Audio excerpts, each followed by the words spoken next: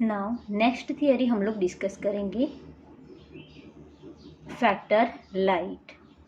Since plant produce food through photosynthesis, a process which is only possible when sunlight is available as a source of energy, we can quickly understand the importance of light for living organisms, particularly autotrophers.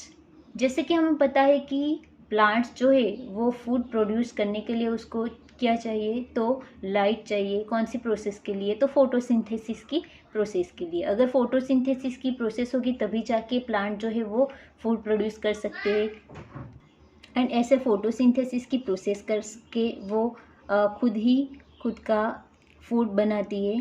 सो जो plants है उसका involve किस में होगा, तो ऑटोट्रॉफर्स.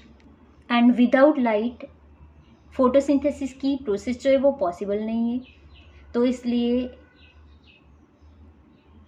Food plant जो है वो फूड बनाती है एंड सभी लिविंग ऑर्गेनिज्म जो है वो प्लांट पे डिपेंड रहते हैं. इसलिए लाइट जो है वो मोस्ट इम्पोर्टेंट फैक्टर है ऑर्गेनिजम्स के लिए, पर्टिकुलरली ऑटोट्रॉफ्स के लिए. Many species of small plants like herbs and shrub growing in forest are adapted to photosynthesis optimally under very low light condition because they are constantly overshadowed by tall canopied trees. तो कुछ plants ऐसे होते हैं, small plants like herbs and shrub. तो ये forest में जब grow होते हैं तब उन लोगों को फोटोसिंथेसिस की प्रोसेस जो है वो कम होती है, क्योंकि उन लोगों तक लाइट पहुंच ही नहीं पाती है, क्योंकि वो जो प्लांट्स है वो टॉलर प्लांट के नीचे ग्रो करते हैं. मीन्स कुछ ऐसे भी प्लांट्स हैं जैसे कि हर्ब्स एंड श्रब जो विदाउट लाइट ग्रो करने के लिए अडेप्ट हुए हैं. And many plants are also dependent on sunlight to meet their photoperiodic requirement for flowering.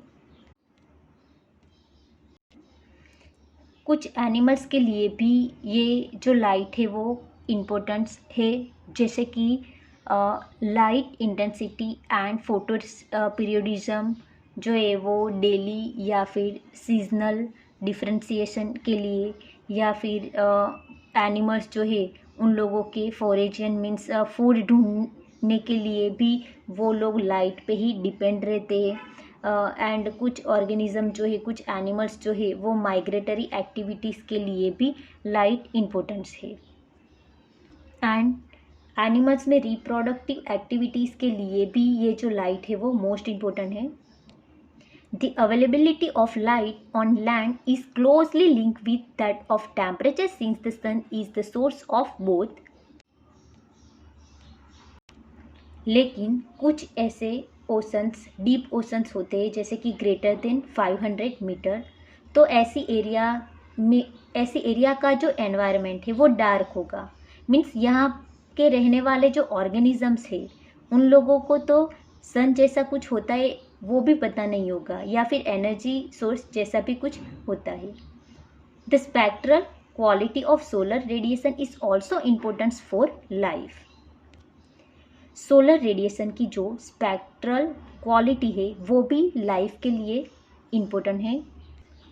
The UV component of the spectrum is harmful to many organisms, while not all the color component of the visible spectrum are available for marine plant living at different depth of the ocean.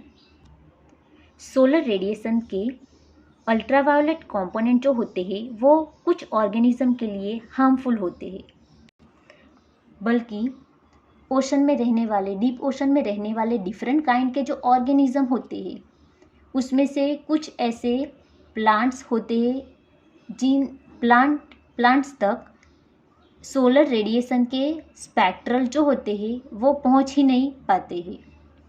तो ऐसे light जो है वो सभी organism के लिए important source है, जैसे कि एनिमल्स के लिए, प्लांट्स के लिए, etcetera.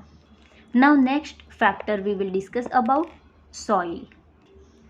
The nature and properties of soil in different places vary. It is dependent on the climate, the weathering process, whether soil is transported or sedimentary, and how soil development occurred.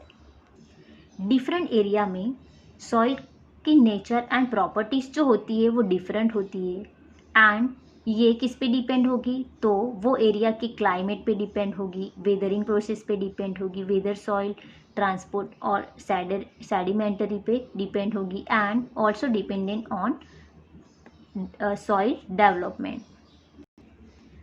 Various characteristics of the soil, such as the soil composition, grain size, and aggregation, determine the percolation and water holding capacity of the soil. Soil की different characteristic जो होती है वो soil का composition, उसका grain size, उसके aggregation, water holding capacity, ये सब डिसाइड करती है. And these characteristics along with parameters such as a pH, mineral composition and topography determine to a large extent the vegetation in any area. तो ये जो soil की characteristic है वो उसका कंपोजिशन, साइज, ये सब पे तो डिपेंड करती है, साथ में उसकी pH, mineral composition, topography and vegetation पे भी डिपेंड रहती है. मीन्स वो सॉइल के नेचर एंड प्रॉपर्टीज़ पे, मीन्स कंपोजिशन से पता चलता है कि कौन से एरिया में किस टाइप के प्लांट्स जो है वो ग्रो हो रहे हैं. एंड ये सब कैरेक्टरिस्टिक साथ मिलके ये डिसाइड करती है कि ये एरिया में किस टाइप के एनिमल्स का फूड जो है वो ग्रो हो रहा है, मीन्स उन लोगों को सपोर्ट कर रहा है. एंड इसी तरह एक्वेटिक एनवायरनमेंट भी ऐसे सेडिमेंटल कैरेक्टरिस्टिक पे डिपेंड रहते हैं, एंड इससे क्लियर होता है कि वो एरिया में किस टाइप के एनिमल्स जो है वो सर्वाइव कर रहे हैं एंड उन लोगों का डेवलपमेंट हो रहा है. तो ये हुआ सॉइल. तो हम लोगों ने ये 4 फैक्टर जो है वो डिटेल्स में देख लिए, जैसे कि temperature, water, light and soil.